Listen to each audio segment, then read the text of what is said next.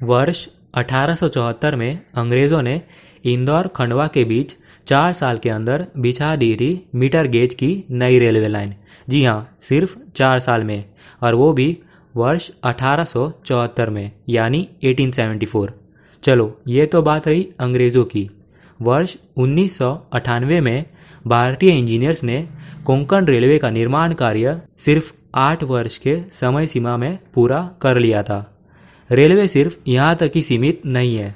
भारतीय रेलवे ने सफलतापूर्वक जम्मू के ऊंचे पहाड़ियों से लेकर असम के हरे भरे जंगलों के बीच रेलवे लाइन बिछाने का काम बहुत पहले ही किया है।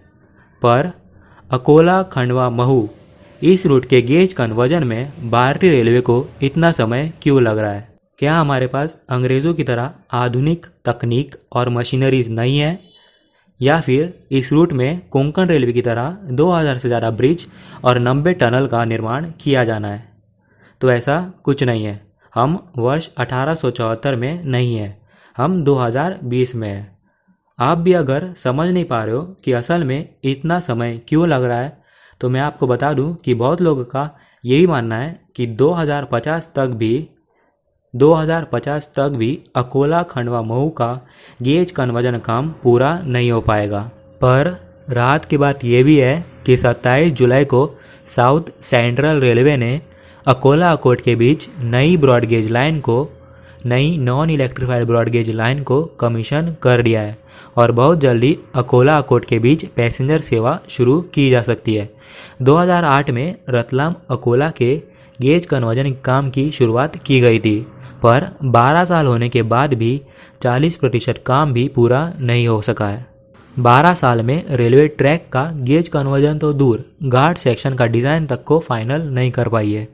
कुछ न्यूज़ रिपोर्ट्स का ये भी कहना है कि इस रूट पे रेलवे ने टनल बनाने का डिज़ाइन तो दूर, अभी प्लानिंग तक नहीं किया है।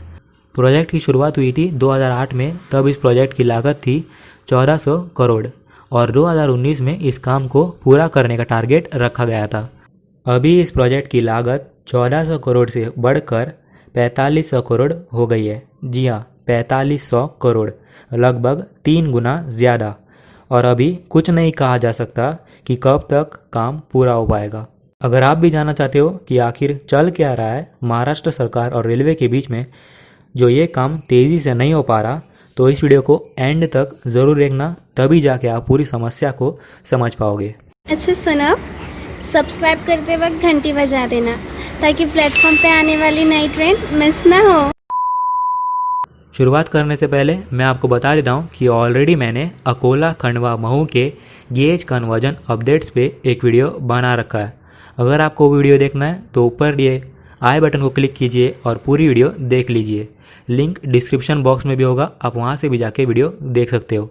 लेटेस्ट अपडेट्स ये है कि हाल ही में अकोला अकोट के CRS ट्रायल्स सक्सेसफुली कंप्लीट हो गए हैं, और साथ ही में भुसावल के DRM ने खंडवा स्टेशन यार्ड रीमॉडलिंग के काम को शुरू करने को मना कर दिया है टिल फर्दर नोटिस। अजंती से सनावड़ का इलेक्ट्रिफिकेशन काम 90% हो गया है, और अक्टूबर-नवंबर के बीच DMU सर्विसेज स्टार्ट हो सकती है अगर सब कुछ नॉर्मल रहा तो।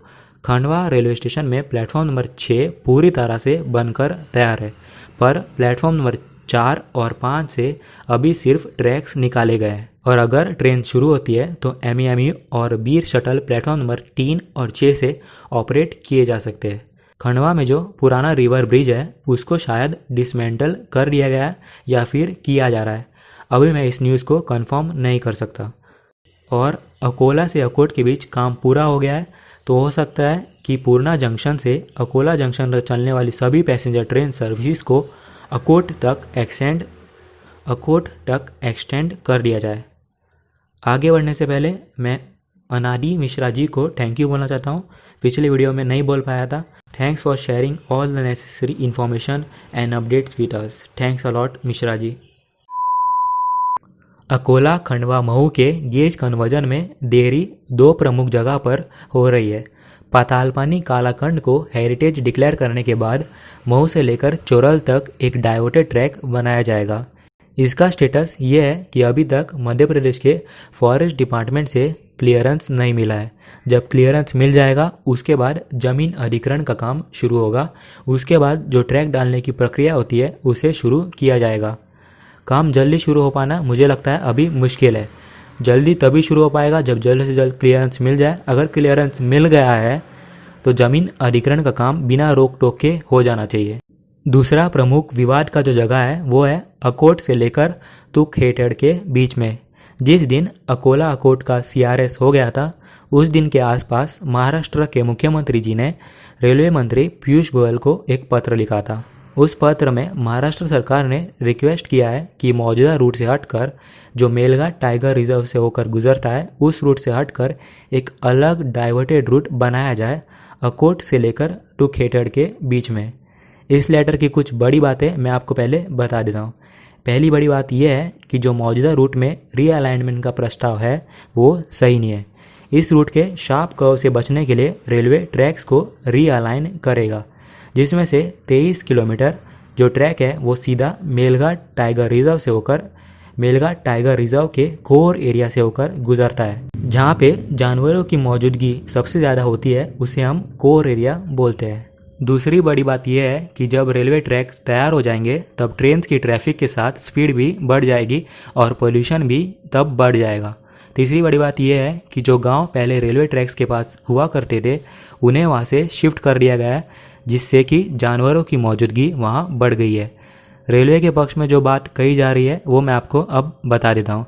पहली बात यह है कि जब इस रूट पे ट्रेन चलना शुरू हुई थी उस दिन से लेकर दिसंबर 2016 तक जब मीटर गेज ट्रेन को बंद कर दिया गया था, इस दौरान कभी भी कोई एक्सीडेंट नहीं हुआ है और ना ही किसी परेशानी का सामना करना पड़ा है। दूसरी बड़ी बात यह है कि गेज कन्वर्जन के बाद इलेक्ट्रिफिकेशन काम को पूरा किया जाएगा, जिससे कि पर्यावरण को नुकसान नहीं होगा। तीसरी बात यह है कि वन्य जीवों के लिए रेलवे ने अलग से 200 करोड़ रुपए का प्रावधान रखा है, यानी जहां जरूरत पड़ेगी वहां अंडरपास और ओवरपास बनाए जाएंगे, जिससे कि जानवरों के मूवमेंट में कोई बदलाव नहीं आएगा। चौथी बड़ी बात यह है कि महाराष्ट्र सरकार ने जो नई लाइन बिछाने का प्रस्ताव दिया है उस रूट में और 7 साल लग जाएंगे, क्योंकि वहाँ ज़मीन रेलवे की नहीं है। वहाँ पहले ज़मीन अधिग्रहण का काम करना पड़ेगा और इसमें खर्च भी बढ़ जाएगा। और अंतिम बड़ी बात यह है कि मीटर गेज से ब्रॉड गेज में कन्वर्ट करने के बाद ट्रेन की स्पीड को बढ़ाया नहीं जाएगा। रेलवे का कहना है कि वो मौजूदा रेलवे की ज़मीन पर ही नई ट्रैक बिछाने का काम करेगी, पर क्या ये मुमकिन है कि बिना तोड़ फोड़ किए रेलवे नई ट्रैक बिछा पाएगी? बहुत लोगों का ये भी कहना है कि prevention is better than cure, यानी रेलवे जो अभी उपाय जानवरों के लिए करने वाली है, जो भी उपाय जानवरों को ट्रैक से दूर रखने के लिए करेगी, उससे अच्छा है कि डाइवर्टेड रूट पे काम किया जाए। महाराष्ट्र सरकार और रेलवे दोनों अपनी जगह पर एकदम सही है।